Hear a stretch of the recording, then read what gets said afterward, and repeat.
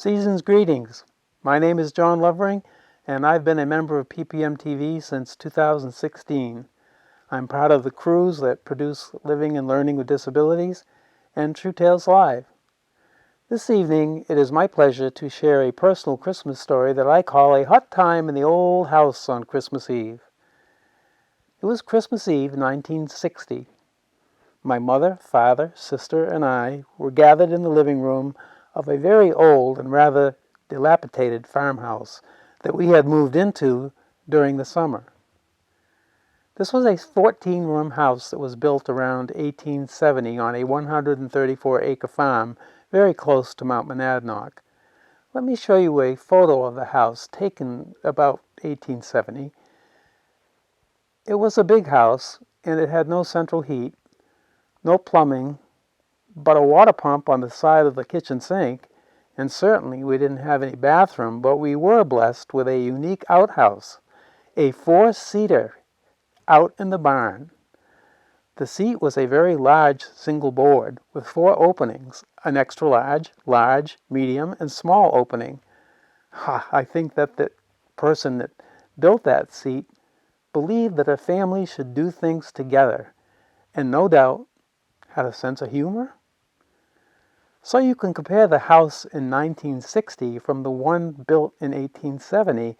Let me show you what the house looked like in the summer and the winter of 1960.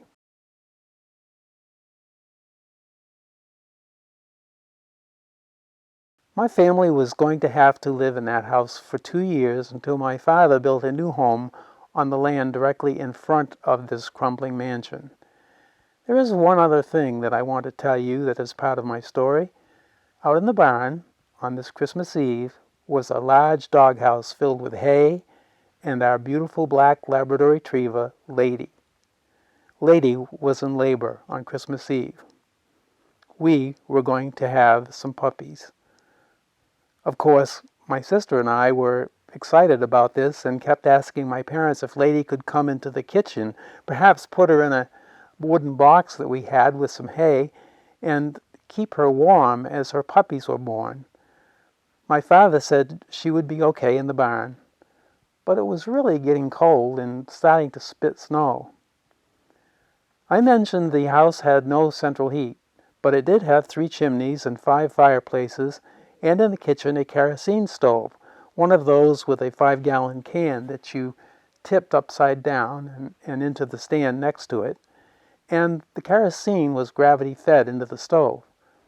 I always remember the glug, glug, glug, glug sounds that the kerosene made as it was draining out of the can into the stove. The 4 of us went into the living room.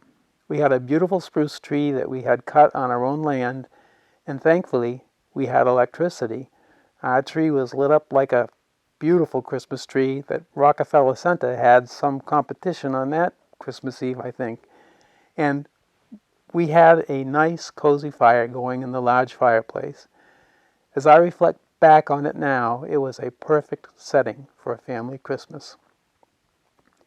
Now, it was a tradition that on Christmas Eve, my sister and I each got to open 2 presents. By the age of 13, I had learned that one of the presents would be new pajamas.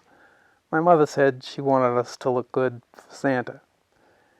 We were allowed to pick the second present at random from under the tree, but there really weren't that many to choose from because, after all, Santa had not come yet.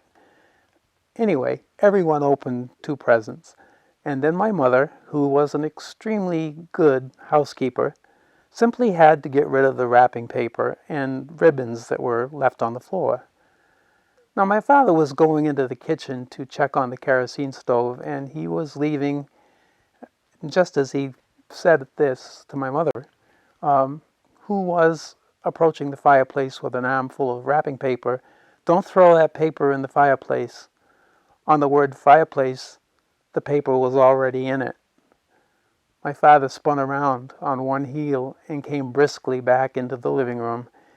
He was not happy, and as the flames from the burning wrapping paper rapidly began leaping out of sight up into the chimney, he said, "This could start a chimney fire." Now, my father was a volunteer fireman.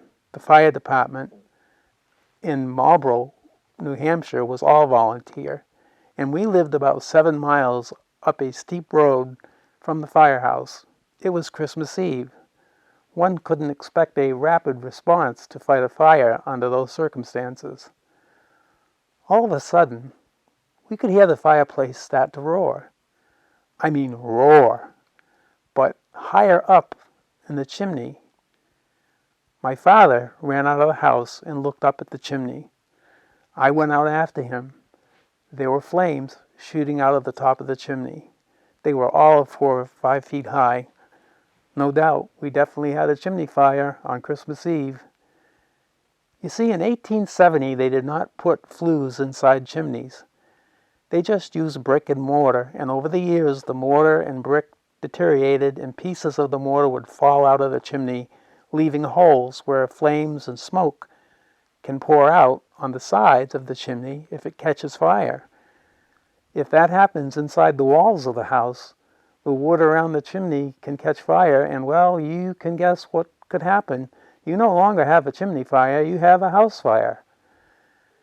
As the flames were leaping out of the chimney above our living room, my father told my sister to go to the second floor and to feel along the walls where the chimney went up.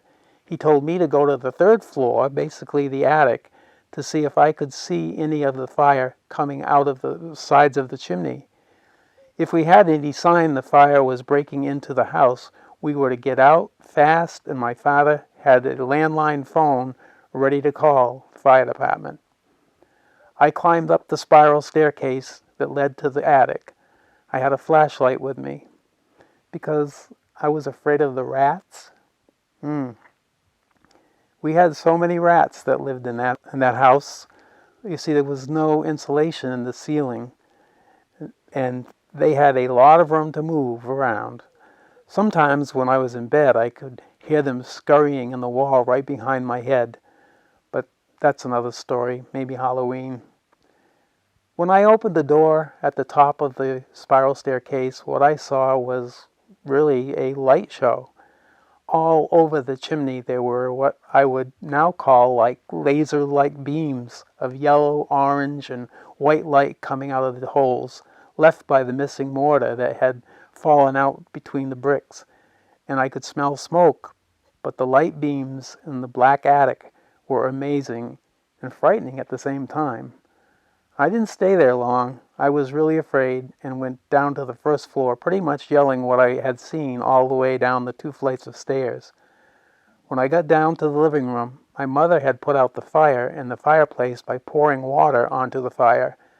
I could hear the snapping and cracking of the metal grate that held the logs as they contracted from the temperature drop of the water. There was lots of smoke and steam, most of it going up the chimney, and the fire was still roaring, but it was higher up in the chimney. Now, to make matters worse, the house had wooden shingles. Yes, made of cedar. Parts of the roof had been repaired over the years with asphalt shingles, but the area of the roof around the chimney that was on fire was covered with wood shingles, and the sparks from the fire were landing all over them. My father was about to break down to call in the fire. But remember, the snow that I said that had been spitting earlier? Well, it was now starting to come down quite hard and fast, and of course was also landing on the roof. The wooden shingles were becoming snow-covered and being protected from burning by Mother Nature and her beautiful snowstorm. By this time, the 4 of us all had our outdoor winter clothes on and were standing out in the front yard watching it snow, and the flames coming out of the chimney began to retreat. The roar was also working its way into more of a growl or rumble. The fire was burning itself out. My father had us stay outside while he went in and checked the walls and the attic. His report was that the walls were warm on both floors, but not hot, and there was no sign of smoke and flame in the attic, but the laser light from the flames had also disappeared. Our dilapidated house had been spared, and it was habitable, and none the worse for my mother trying to get rid of some of that wrapping paper. We waited outside for the all clear, and we had an incredible nor'easter snowstorm on that Christmas Eve. When we went back into the house, my sister and I begged my parents to let us bring Lady in the kitchen, into the warm, warm kitchen with a big box full of hay, and they agreed this time. She gave birth to 9 adorable puppies in that box in the kitchen across the room from the glug, glug, glug of the kerosene heater. It really was a hot time in the old house on Christmas Eve. And as I end this story, I should tell you that 2 years later we moved into the new home and tore down the 14-room house. And what we discovered was that in the house there had been previous fires. There were many wood supports in the walls and the ceiling that were severely charred in past years. Most were around the 3 chimneys. That could have been the reason why they didn't burn on Christmas Eve. No good wood to burn. We were truly blessed on that 1960 Christmas Eve. To the best of my recollection, my mother never threw wrapping paper in any fireplace again. In fact, when the process became available, she began to recycle it. Happy holidays, and thank you for listening.